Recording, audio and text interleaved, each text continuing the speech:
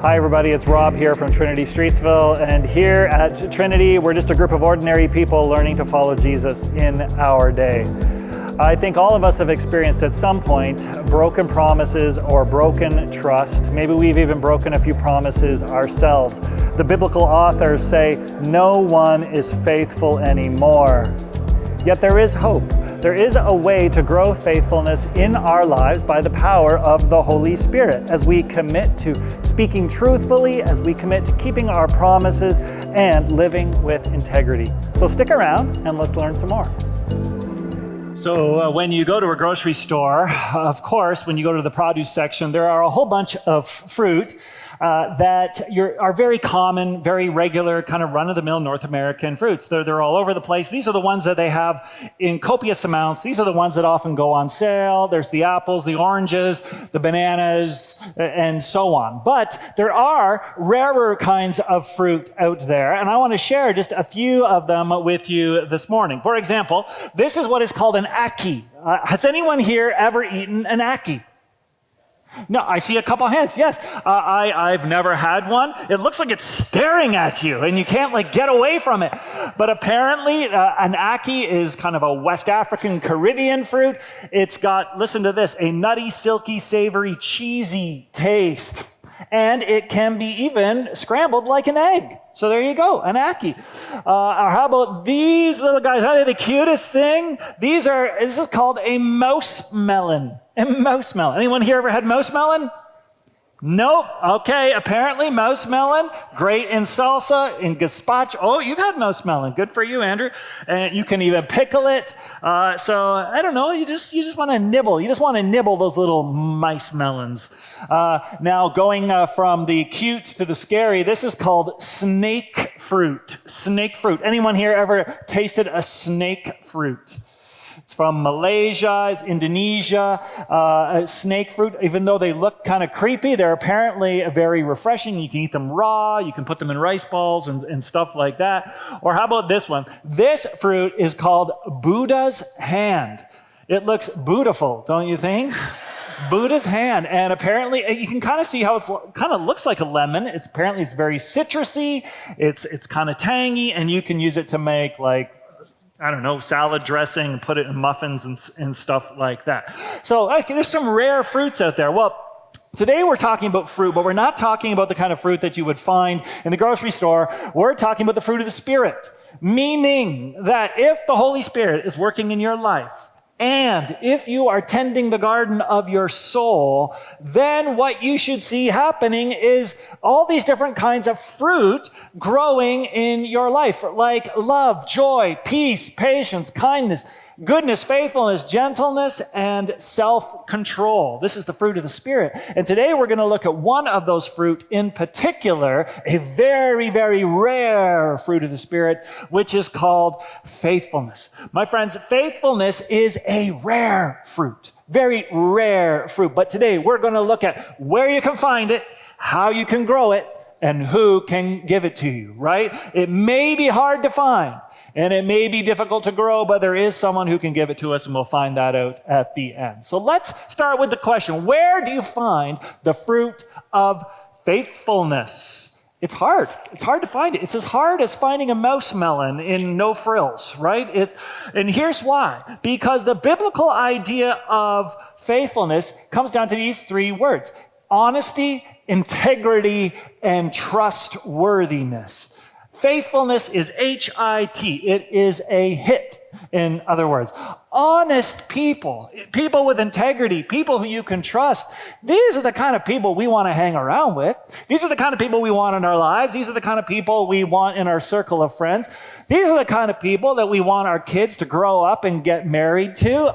People who are a hit, people who are honest and have integrity and who are trustworthy. And when you come across someone who is faithful, it's like an ackee. It stares you right in the face. You can't miss it. It's undeniable. You see the honesty, you see the integrity, you see the trustworthiness, you see the faithfulness, but it is rare. It is a rare fruit indeed. In fact, the proverb says, a faithful person who can find? And the psalmist says no one is faithful anymore. Those who are loyal seem to have vanished from the human race. All this means is that we have a bit of a crisis of faithfulness. Faithfulness is sorely lacking when it comes to relational faithfulness. These days, people seem to opt more for casual relationships than committed relationships. When was the last time you heard of somebody who's been happily married 30 or 40 years? When's the last time you've heard that somebody has had a lifelong friend that has been there for them throughout the whole of their life? Relational faithfulness is kind of evaporating in our world today. There's also professional faithfulness. These days, people don't stick in their jobs any longer than they really have to. We hop from job to job, from thing to thing. Company loyalty is a thing of the past. Now, hey, if someone is paying more, then we are out the door. And if there's also a type of a faithfulness that's lacking, you might call it spiritual faithfulness is lacking. In our increasingly secular culture, people pursue religion and religious practices far, far less than they used to, and we struggle to maintain even our private spiritual practices. People have lost faith in things. People have lost faith in politics. We don't believe anything our politicians tell us anymore, do we? That's why we do fact-checking, because we know they're lying to us, so we have to find a way to figure out what is actually true. People have lost faith in their institutions. They've lost faith in the church. They've lost faith in the healthcare. They've lost faith in schools. People have lost faith in their banks. Ever since 2008, when we found out what the bankers were doing with all the money that we were giving them and how greedy and how dishonest, man, we lost faith in them too. But here's the kicker. We lost faith in ourselves because we struggle with honesty, don't we? And we struggle with integrity. And we struggle with trustworthiness. Who can find a faithful person? I can't even find a faithful person inside of myself. Check out this quote. Faithfulness means you stick to a commitment after the shine wears off.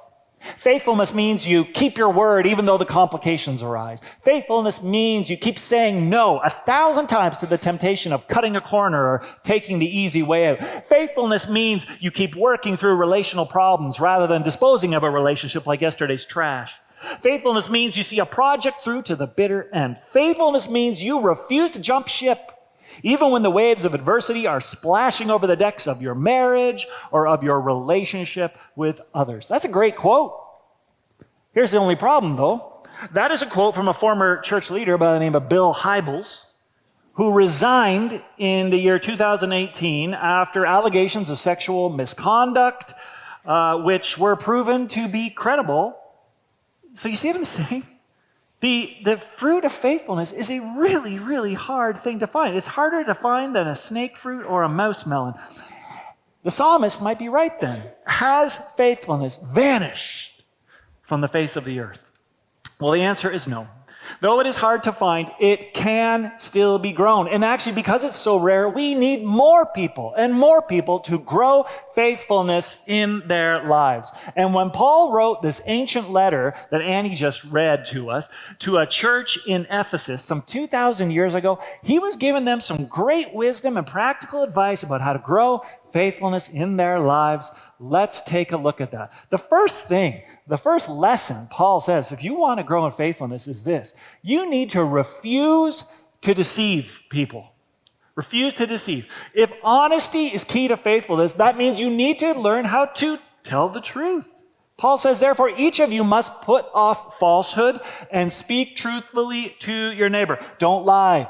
Don't make things up. Don't stretch the truth. Don't misdirect or misinterpret or misrepresent the truth. As Jesus put it this way, he said, all you need to do is just say yes or say no. All that other stuff that you say, it comes from the evil one. Now, of course, there are many, many ways you can lie. On the one hand, you could tell horrible lies about other people that are designed just to hurt them and beat them down. You can tell amazing lies about yourself just to make you look better and to build yourself up. And we kind of know when those lies are happening. There are these other lies, though, that are sometimes called little white lies. And these lies are a little harder to spot, but maybe I'll just, give you a few examples. One of these lies is what you might call the partial lie. It's when there's some truth, but it's not all the truth. Teenager comes home. Mom's like, hey, so what were you doing tonight? Oh, I was hanging out with Ryan. Oh, you're hanging out with Ryan. Okay, good. Was it just Ryan? No, it wasn't just Ryan. It was Ryan and Vince. Vince? Yes, Vince. Oh, gosh. So what did you do? Were you just at Ryan's house? Yeah, we were just at Ryan's house. Is that all you did? No, it's not all we did. It's not all we did. What else did you do? Oh, we went down to the river. Went to the river? What were you doing at the river? Oh, we were just hanging out. Is that all you're doing at the river? Well, no, we went swimming. And is that all you did? Well, no, after we went swimming, we blah, blah, blah, blah, blah, blah, blah. It just keeps going on. It's like you don't get the whole truth. You don't get a whole lie. It just keeps slowly leaking out. It's like a little white lie. I'm telling the truth. I was hanging out with Ryan. I just didn't tell I was down by the river with Vince, right? So there's the partial lie. That's one type of lie. There's also the polite lie. The polite lie is, hey, can you come over to my place tonight? And you say, oh, shoot, I've got plans. I can't make it. But you don't have plans. Come on, right? You just don't want to go over. But the polite thing to say is that you've got plans. Related to the polite lie is the protective lie. It's when you don't really want to protect somebody's feelings. And so when they come back and they say, hey, how do you like my new haircut? And it's like, then you're like, it's amazing. I love it. What a great haircut. Or when your boss tells you, sorry, Rob, we got to let you go because of downsizing. They're not downsizing. You're just a horrible employee and they don't want to tell you. So they're saying, we're just downsizing to protect your feelings, right? And then there's this other kind of lie, which is when you might call the padded lie, right? This is the kind of lie where you're always, exaggerating things. You say things like, you always do this, or you never do that. Really, always? Never? No, come on, you're exaggerating. Or you might even have a friend. That friend is always like, it's amazing. Everything's excellent. It's like absolutely like, oh, it's off the wall. It's awesome. And you're like, everything can't be amazing and excellent all the time. If you go to the UK, you know what people are constantly saying in the UK? Everything's brilliant. Brilliant. Everything's brilliant. Isn't this day brilliant? Isn't this, restaurant brilliant? Isn't this sandwich brilliant? It's brilliant. It's just a brilliant sandwich. This is a brilliant day. You're brilliant. I'm brilliant. I'm like, okay. Everything can't be brilliant, right? It's an exaggeration. The sandwich is good. It's just not a brilliant sandwich, okay? So there is this way that sometimes we just exaggerate things. And anyways, the point being is that part of being faithful is being honest, telling the truth. And when we do that, it means that we don't lie. So let's keep going. That is the first advice that Paul gives us about how to grow in faithfulness, and that is to refuse to deceive. There is a second piece of advice he gives us, and that is to keep your promises. Keep your promises. That's how you become faithful. Refuse to deceive each other. Why? Because we're all members of one body. What he's saying is, hey, you're a church family, and you have made a promise to each other to be there for each other through thick and thin, and to take care of each other no matter what happens. You've promised that to each other, right? Keep your promises, Paul says. Now, a lot of people don't make promises these days because what they feel that is if I make a promise to you, then actually that means that I lose the freedom to do what I want to do. Now, I'll give you a couple examples. One example might be, you see a lot more people who kind of live together rather than get married. And there could be so many reasons for that, economic reasons. I'm not trying to oversimplify this. But one reason why that might be is that they want to be with that person. They want to hang out with them. They want to be in that relationship, but they also still want the freedom to change their minds should things go south. When you make a promise of marriage to someone, it is just a lot harder. It's a lot harder to kind of to to have your freedom and decide to leave. So even though the research shows us that, cohabitating before you get married does not increase your chances of a successful marriage, people still want the freedom. They want their freedom, and so they really resist kind of making that promise to the other person. That's just maybe one example of why we find it hard to keep our promises. Another example happens right here in churches sometimes.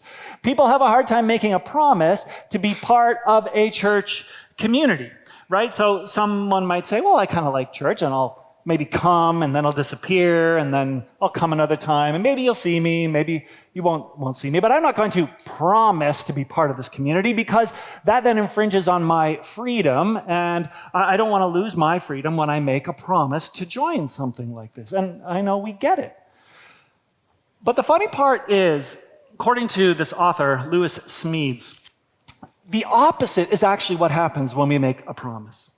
We think when we make a promise, we lose our freedom. He says, actually, when you make a promise, you are exercising your freedom in the most profound way that you can. Or to put it in his words, he says, when we make a promise, we are most free. When you make a promise, you say, I'm going to determine what my future is. Whether we say, I'm going to be with you forever, I promise. Or whether we say, I'm going to be part of this community, I promise. Or I'm going to pick you up at 5:30, I promise, right? You're not losing your freedom. You're exercising your freedom. You're saying, I'm not afraid to make a promise, because that's how I exercise my freedom. And as followers of Jesus, we should not be afraid to make promises, but we should definitely be the kind of people that keep those promises. So there you go. Refuse to deceive. That's how you be faithful. Secondly, keep your promises. That's how you be faithful. Thirdly, though, be yourself. Paul says each of you must put off falsehood. Now, that word falsehood is a Greek word pseudo. So do you guys know what have you ever heard of a pseudo? Right? If someone is being pseudo, they are like, I'm one person over here, but then I'm somebody totally else over here. And when I'm with this group of friends, I act this way, but I have this whole other personality, a pseudo personality that I put on when I'm with this group over here. When I'm at school, I'm pseudo this, and when I'm at church, I'm pseudo that. And so it's like, who are you really? Who are you guys getting this morning? Are you getting Rob, or are you getting pseudo Rob? Is this the real Rob? Or is this Rob on stage Rob? Or who cares, right? Because I can be a different Rob in different situations. I don't have to be the same person all the time. But people who are faithful aren't pseudos. They have instead integrity. Integrity comes from the same word as integer. And an integer is a whole number. It's not a fraction. It's not split apart. It's a whole number. It's one. What you see is what you get. Someone with integrity, they don't flip and flop. They don't change depending on who they're with. They're not two-faced. You're not one way with one group. You're not another way on Instagram, and then you're not another way in church. You're just yourself through and through. That is part of being faithful. The last thing that Paul mentions as part of being faithful is this: to learn to watch your words. He says, don't let any unwholesome talk come out of your mouth, but only what's helpful for building up other people. The word unwholesome, it comes from another Greek word that means putrefying or disgusting or foul. Imagine if you had a bucket and it was just filled with this murky, dank, dark, putrid liquid. You could not see through it. It was just so opaque.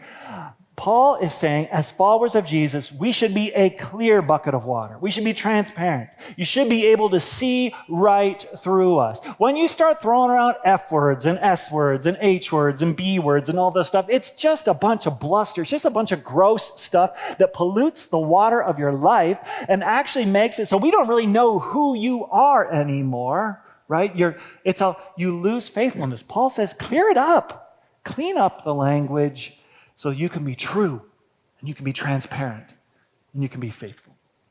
So, do you see why faithfulness is such a rare fruit? Right? Look, if you refuse to deceive, if you keep your promises, if you are yourself, and if you watch your words, you can grow it.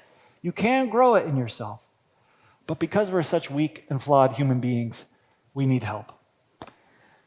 That is why faithfulness is a fruit of the Spirit. We need the Spirit's help. And we need Jesus to live faithfully. You see, Jesus knew all about faithfulness. Jesus stands on his integrity. The Bible says Jesus is the same yesterday, today, and forever. The same Jesus you got over here was exactly the same Jesus you got over here. The Jesus you got 2,000 years ago is the same Jesus you are getting this morning here at Trinity Streetsville. In John chapter 18, there's this scene where Jesus is before the high priest, and the high priest asks him, who do you say you are? And Jesus says, I testify to the truth. And then he gets slapped and beat about and elbowed and kneed. And then a few pages later, Jesus finds himself in front of Pontius Pilate. Pontius Pilate's the guy who controls whether he lives or dies. And Pontius Pilate asks him the same question. He's like, who do you say that you are? Now, Jesus could say at this moment, the last time I said, I testify to the truth, that did not work out so well for me. So maybe I'll be somebody else. I'll say something else here. But that's not what Jesus does. Jesus is not a pseudo. He says the same things. He says, I testify to the truth. And of course, Jesus ends up suffering and dying for it. But Jesus was the same person, no matter who he was standing in front of, and no matter who was intimidating him, and no matter what the pressures were, who he was then was who he was going to be forever. Jesus will be Jesus. He speaks the truth, and he stands on his integrity. There's no pseudo Jesus. But Jesus also kept his promises. Right? When Jesus was kneeling in the Garden of Gethsemane and he knew this suffering was coming, he knew the cross was coming, understandably, he's like, God, is there any other way I can get out of this? If we don't have to go through all the suffering stuff, I would prefer that. But then he says this line. He says, but, not my will, your will be done. In other words, if it has to be this way, I will keep my promise. I've made a promise. I will go to the cross. I will go to the end. I will pay everything. I will surrender my own life if I have to. Not my will, your will be done. I promise. And actually that means that all of us were saved because Jesus kept his promises, because Jesus was faithful. And if that doesn't make you want to keep your promises and have integrity, then I don't know what will. Finally, Jesus speaks the truth. In this world of lies, where do you go for truth? Right? Who tells you the truth about what life is all about? Who tells you the truth about who you are? Who tells you the truth about what you're worth? Is it social media, Instagram, your friends on Snapchat or whatever? Who tells you the truth about you? Is it your boyfriend, your ex-boyfriend? Your girlfriend, your ex-girlfriend, your ex-wife, your ex-husband, some politician, some pastor? Is that who speaks the truth to you? Who tells you what you're worth? Who do you listen to get the truth about things? Jesus says, I am the truth. There's only one person in the world who will actually tell you the truth about the world and about life and about who you are and what is true about you. And this is what he says. He says, I love you and I created you and I adopted you into my family and you're my brother and you're my sister and we are in this together and you are made in the image of God. That's who you are. That's who you are. The world out there is going to try to deceive you and tell you that you're something else, but that's not who you are. The world will try to break promises to you that make you all these promises, but it can't keep them, but I will keep my promise. And the world is full of people who are going to be fake with you and pseudo with you, but I'm real. I'm the same yesterday, today, and forever. I will not change. I will be faithful. So now we can answer the psalmist's question. Is there anybody who's faithful? Have they all vanished from the face of the earth? No, there is one. There is one who is completely honest, one who has complete integrity, and one who is completely trustworthy, and that is Jesus Christ. And as he lives in us, and as his Spirit changes us, we too can become those people of faithfulness. So thanks be to God. Amen.